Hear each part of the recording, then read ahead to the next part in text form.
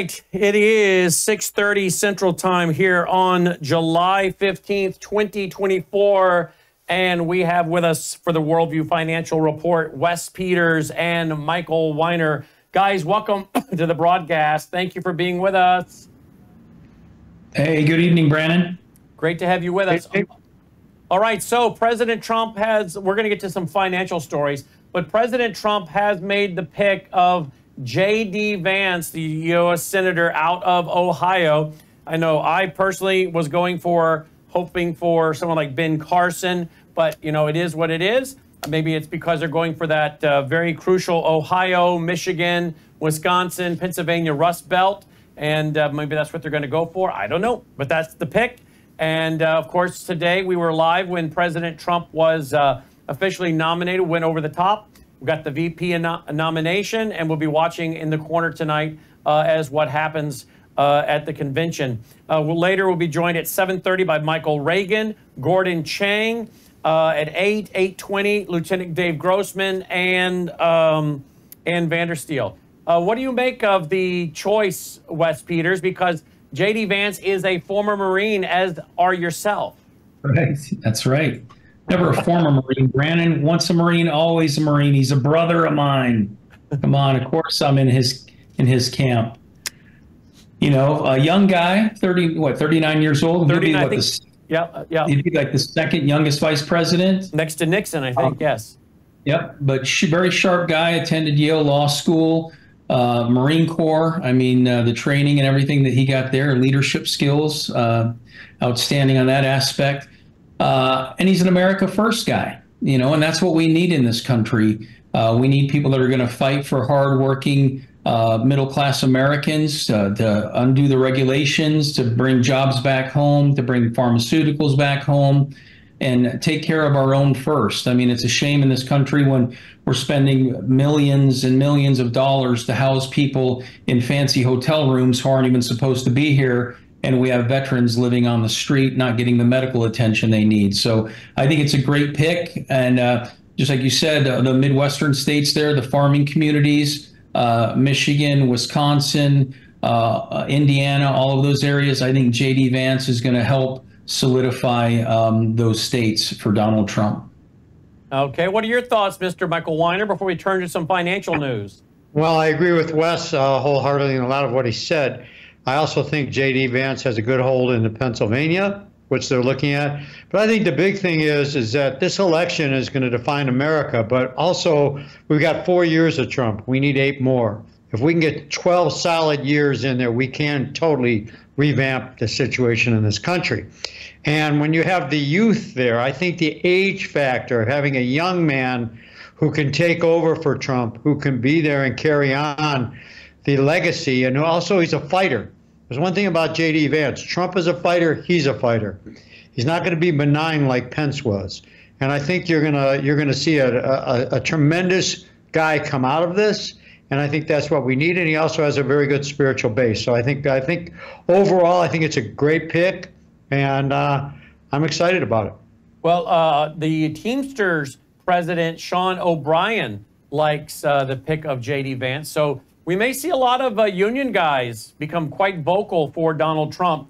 But that is, Michael, that's a financial issue. So you're going to see a lot of people who maybe say, well, I'm not really a Donald Trump guy, but I'm a Donald Trump policy guy, right? There's a lot of people who are turning and saying, I'm not so sure about the man, but I like what he did financially for the country, so I'm going to look past some of the things maybe that have bothered me. And so I think now it's getting down to the brass tacks, right? It's where the rubber meets the road. It's literally over the kitchen table paying the bills. What do you say? Is this going to be largely an election on not so much foreign policy as much as finances? I think it's going to be a lot over finances, and I think that the situation with Jamie Dimon, who stated that I am somebody who is a Democrat in my heart and a Republican in my head. And I think you might be surprised. I wouldn't be surprised if Trump picks J.D. Vance to be a Secretary of Treasury. Jamie Dimon to be his Secretary of Treasury. I think a lot of people are looking at a tremendously wounded country. Of course, we're wounded overseas, but our strength is initially financially and on our shores, and I think that can bring the country together. And I think that financially it's a major issue with us. And J.D. Vance has a very common background, and I think a lot of people can relate to that. He's got a very good history, and I think that will be a positive within the financial structures of people looking at it from the unions. All right, let's go to our first article. Fed Chair Powell, the central bank will not wait until inflation hits 2% to cut interest rates. I'm diverting a little bit to you more, Michael, right now, because I know you have to run off to a medical appointment here in a minute. So what do you think here? Fed Chair says they're not waiting until inflation hits 2% to cut interest rates. When do you see this cut coming? Politics. I think it'll be in September. It's not logic. There's no logic here. We had 20% inflation and then 2% more this year. So we're at 22% inflation. Cost in general is off the wall. And they're going to try to say that inflation's at 2%. He's a bad man. He's got to go. He's doing nothing more than throwing a bone out for the for the Democrats, who I believe right now are more concerned about protecting the Senate and the House and the presidency. And I think at this point of time, this statement by Powell is just nothing more than a capitulation. We're heading into a recession, stagnation, and inflation is not going away. And all he's doing is playing in exactly to what Biden wants. It has nothing to do with common sense. What do you say, Wes? Yeah, and of course they're not going to wait for it to get to 2%, Brannon, because again, what they're doing today, we're not seeing the results of immediately. There's a lag effect. So that's the whole timing issue of this. So again, politically, like Michael said, I believe September, just before the election, gives some time for that rate cut to take effect to help Biden out. Whether it's they should be cutting rates at that point, because there are people like Jamie Dimon that think that, there's a good chance there shouldn't be any rate cuts between now and the end of the year. But politically, I think it could happen in September. And Powell is on record now saying that he does not see a hard landing coming, meaning a recession, that he thinks they're going to be able to pull this off and everything's gonna be just fine. But again, the whole inflation number is just a big joke. Everybody knows that groceries and utilities and rents and mortgages and everything, again, people are struggling day to day just to keep a roof over their head and put food on the table. So absolutely. September would not surprise me one bit. Absolutely would not. Let's go to this clip here of Fed Powell. Let's see what he has to say in this video clip. Here we go. All right, not going to play. Wait a minute, maybe I should unmute it. No, it's still not going to play. You know what that means? You can come back to me. You know what that means? That means I have to refresh this stupid page, and that means they're probably commercial. Yeah, and then they're going to make us sit through a darn commercial again. CNBC, you'd think they could find a better player, but maybe the economy's hitting them so hard they have to go with a cheap player. What do you think there? I think when you go into one of the second issues that are coming up here, and that we have put together about Jamie Dimon, we were just talking about him, I just mentioned him. Here he is, when Powell is saying what he is, saying inflation is going higher and interest rates should remain higher, sort of sticking it right at Powell. And he is the #1 banker in America and one of the top 5 bankers in the world, telling Jerome Powell, stick it. Yeah, here's the clip. Here's the clip. All right, bring me some audio, guys. Now, can you clarify, does that mean that the inflation rate has to be at 2% before you're ready to move, if you are ready to move, or does it have to be within sight? And what does it mean to be within sight? So when we change interest rates, that tightens financial conditions, and that in turn affects economic outcomes, growth, labor markets, and ultimately inflation, but with lags that can be long and variable, as Milton Friedman famously said. And the implication of that is that if you wait until inflation gets all the way down to 2%, you've probably waited too long, because the tightening that you're doing, or the level of tightness that you have, is still having effects which will probably drive inflation below 2%. So we've been very clear that you wouldn't wait for inflation to get all the way down to 2%. Our test has been for the past quite some time that we wanted to have greater confidence that inflation was moving sustainably down toward our 2% target. And what increases that confidence in that is more good inflation data. And lately here, we have been getting some of that. What, Michael or Wes, you want to comment on that? Well, again, yeah, it's just, there's that lag period, Brannon, and it's trying to thread the needle of timing this perfectly. And it's only been done once under Alan Greenspan back in the 90s. And we're talking about Jamie Dimon here. He's talking about the federal government so far spent $855 billion more than it's collected in 2024. Again, the out of control spending more money than you have, that is never a good scenario. And it's what we continue to do. And debts and deficits, what we're paying to service our debt on these interest rates right now is more than what we spend on the Department of Defense. So these things can't continue. And until we get, conservative people in the right positions and they start the America First theme and practice that, we're not going to see any change at all whatsoever. Let's open the phone lines, Reagan. Put that number up on the screen, 901-316-8404. Your financial questions or your financial comments, what you think do you think finances is going to play a big role? I think finances and the border are two huge issues. And those really go together. Of course, obviously the border is a national security issue, but it's also a financial issue because so many of the jobs now are being given to non-citizens, the people who are not paying taxes, don't have the workers' comp, don't have the insurance, all the things that small business owners have to have, which they then have to cushion into their pricing. People who are here illegally doing things, they're not putting that into their pricing. So again, the border issue is a national security issue, but it's also a financial issue as it's also causing taxes to go up higher to deal with the influx, the crime, the schools, medicine, hospitals. So there you go. 901, if you want to put that on the screen, Logan, or Reagan, 901-316-8404, 901-316-8404. Your thoughts, your comments, your questions. Let's go to another clip here, Reagan. I'm going to go to another clip here, one that Wes has thrown us. Watch this clip, and we'll have you guys respond to it. Here we go. So people are openly expressing concern, which brings me to this week's meeting in Beijing.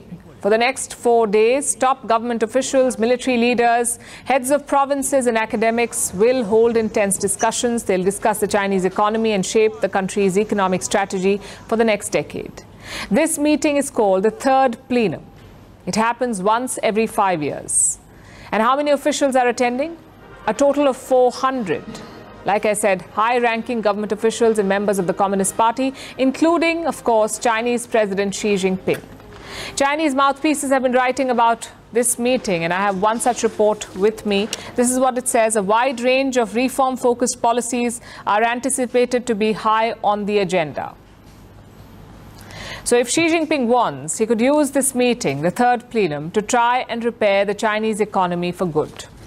This would be the ideal platform to do it. Yes, Wes, go right ahead. They're supposed to play that from the start to the 159 mark. All right, here we go. Let's try that again. She talks about, now let's talk about China. This week, Beijing is hosting a crucial meeting. Top Communist Party leaders are gathering. The purpose? To shape the future of China's economy. It's going to be a tough task. The meeting itself is off to a rough start because fresh economic data is out and it shows further decline for the Chinese economy. It grew at the rate of 4.7%. This is from the April to June quarter. 4.7%, I'm sorry, from the April to June quarter, the first quarter of the new financial year. And 4.7 is below Beijing's target. China had hoped to grow at 5% this year. They've got 4.7, so this performance is below expectations, and the reasons are the same old ones. The continuing slump in the property sector. Sales of commercial properties are down by 25%. This is for the first 6 months of 2024. Home sales are even worse. In the month of May, China had 60 million unsold apartments. It would take 4 years to clear this inventory if Beijing doesn't extend any government aid. 4 years. And will it extend government aid? At this point, China really cannot afford to do so. The government's own finances are in poor shape. Local governments have trillions of dollars to repay. They now owe as much as $11 trillion, so the debt is quite high. There is growing unemployment and weak demand. If you connect the dots, this is the picture you get. China's economy is in a state of slowdown, if not recession. And of course, that means, guys, from an economics position, this is, of course, going to help push Xi Jinping to war, don't you think, Wes? Or Michael? Let me just put it to you this way before I go. If, as somebody as ancient as I am, Brannon, as you remind people who tell me I was there when Methuselah came out. But more importantly, what brought down Russia was not their ability to defend themselves. What brought down Russia was the ability to feed themselves. Costs went crazy. These governments, the Chinese, spend on military and other areas and lax in the other. That's why their whole economy with us is based on stealing from us, not building on their own, stealing from us. Biden's allowed them to steal. What will bring them down, what brought down Russia, was their economy if we let them. And that's exactly what Trump was doing when he was in office. They were falling apart. And they are continuing to fall apart because of the fact of no real substance other than their military. That's it. And then they're gone. So I think we have a very good chance of hurting them even more. I don't have any pleasure in being happy about China making money. I'd love to see them get hurt more and more, and then maybe we can change. And I'm signing off. I got to run. Okay. Thanks. Go to your doctor's appointment. Hope your tests come back good, and we'll look forward to talking to you tomorrow. Michael Weiner signing out. Clear on 3. All right. You know what's interesting about that? Wes, sorry. What's interesting about that video is they were shooting for a growth rate of 5%, and they came in at 4.7. Here in the United States, according to the Atlanta Fed, the first quarter, the U.S. was at 1.7. The second quarter that just ended in June, we were at 2.3% growth. China's current debt to GDP is 61.3%, and the U.S. is at 124.7%. A solid, good debt to GDP level would be anything under 60%, and we are more than double that. What that means is, obviously when you're, again, spending more money than you're bringing in or even selling goods and services, it's going to get harder and harder to pay your bills, to pay your debts back. Real estate over there in China is down 25% from January to June, the first 6 months of the year. And if I heard her correctly, she said they have 16 million unsold apartments in China. That's exactly right. That's exactly right. I mean, they built complete cities over there that are empty. Yeah, the ghost cities. The ghost cities. Yep. Yep. And China's at $11 trillion of debt, and we're knocking on the door of $35 trillion. So, it's our situation is much more dire than China's. Yep. Indeed, they are. And I think she went on to refer to something about their 60 million houses as well. I mean, it was a huge amount of houses that she was referring to there, that it's a real problem for them to try to get rid of. But yeah, I think it was 16 million apartments, just the apartments that were the problem. Yeah, that's ridiculous. Okay, let's go to this other issue that I want to talk about, and that is college degrees. I've been saying to our audience on radio more than TV that this idea of going off to college and getting a degree. I mean, if you want to become an accountant, if you want to become an attorney, then you got to go do that kind of thing. But everybody running off to college, racking up $100,000 in debt, it's just foolish. When you look at the people that make really good money, it tends to be people that make money for themselves instead of making it for others. And there are many, many of the trades and the skills that are declining. Plumbers, electricians, HVAC, all of this we need more people in that workforce. And in fact, here's an article, current job market favors skills over degrees. Watch this, folks. Of recruiter.com. Evan, thanks for joining us to talk about this. And that is a big drop that you saw last month. You think it's an anomaly? No, I don't. And first of all, thanks again for having me on your show. And this is a prediction that we made earlier in the year, that the job market is shifting from degree to skills, and we're seeing that. Now, it also happens to be that the only 3 industries that we saw uptick in the recruiter index were really IT jobs, hospitality jobs, and then staffing and recruiting, which could also be light industrial work. So those roles are less focused on college degree areas. Certainly the IT sector, in a very tight job market, we're looking to hire skills, people that actually have the skills that we're looking for. Yeah, no, it's interesting to watch lifestyle-wise. A lot of people who've been working in those industries 20, 30 years. And, here in New Jersey, they've got houses down the shore. They've got vacation homes. The lifestyle-wise, there's no emails to answer at 9 p.m. In any case, broadly speaking, what do you expect is going on with the labor market right now? I mean, does this kind of diminishing importance on the degree itself tell you things are still pretty tight and solid out there? Yeah, so on the one hand, are we going to stay below 4% unemployment? Probably, hopefully. That might be the only shining light that we're actually seeing. But look, as you just showed, sentiment is down 2.7 out of 5, one of the lowest scores we've had since we started tracking the overall recruiter sentiment. The other thing that we look at is the actual number of open jobs that the recruiters are working on also is at a low. It went from 13.5 in April to 11.3 in May. So the number of open jobs that the recruiters are working on also are lower. So that doesn't point to an actual good job report for tomorrow. Yeah, this is kind of... All right, let's stop right there. So what are your thoughts, Wes? I mean, again, plumbers, electricians, carpenters... I think trade schools really need to make a big comeback in this country, Brannon. Agreed. Absolutely. I mean, I look at myself. I mean, I got right out of high school. I went into the Marine Corps after boot camp. I went to school in Millington, Tennessee, not far from you. Nope. Went to a 3-month school to learn basic electronics, airframes. Then I went for 2 months to an on-the-job training to a squadron in Beaufort, South Carolina, and learned how to work on multi-million-dollar fighter jets. No college degree, no college debt. Uncle Sam, educated me on working on fighter planes.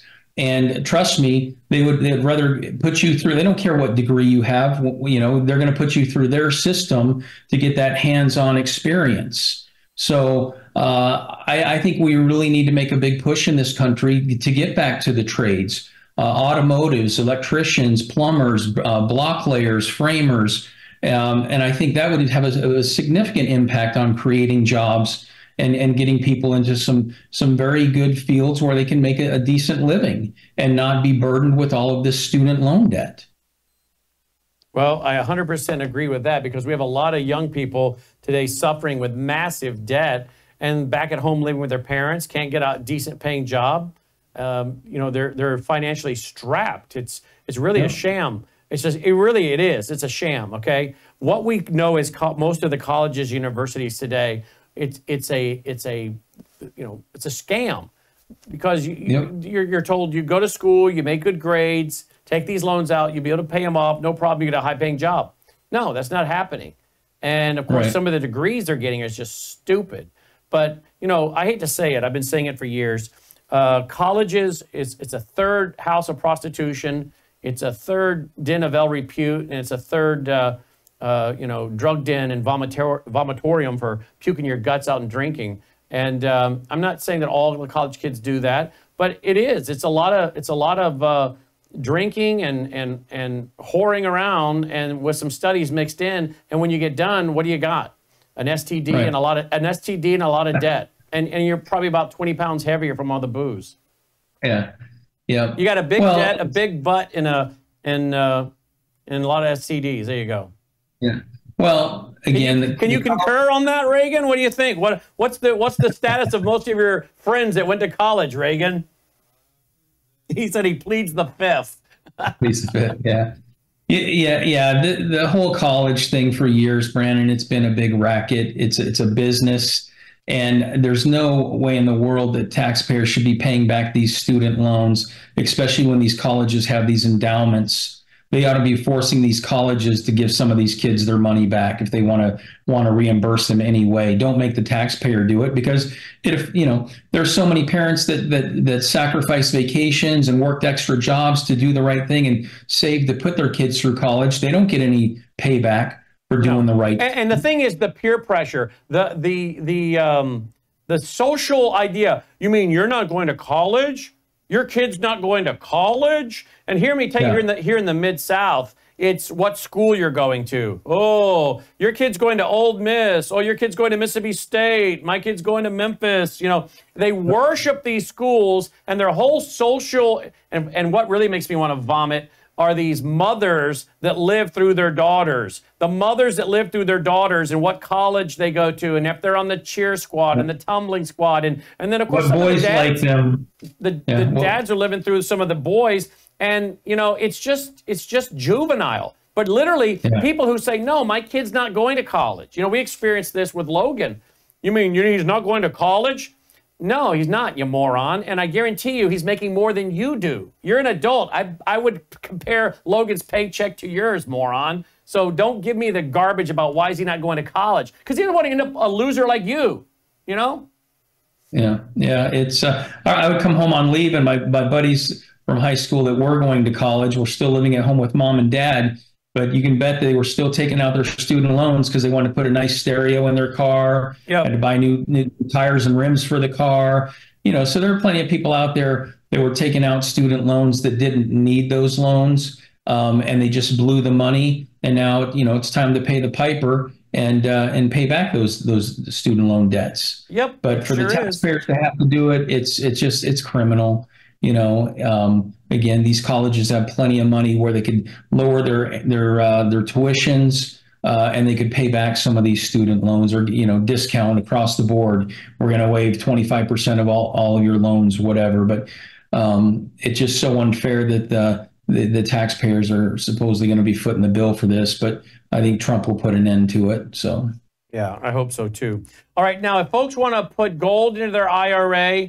They want to learn about precious metals. You can get a free packet of information from the former Marine here, J.D. Vance. Wes Peters.